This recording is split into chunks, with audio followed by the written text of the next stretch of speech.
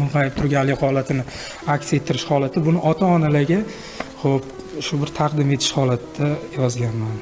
Boshlariga mehr emas, minnat yog'sa, ko'ring murg'ak dillar chekkan nolalarni.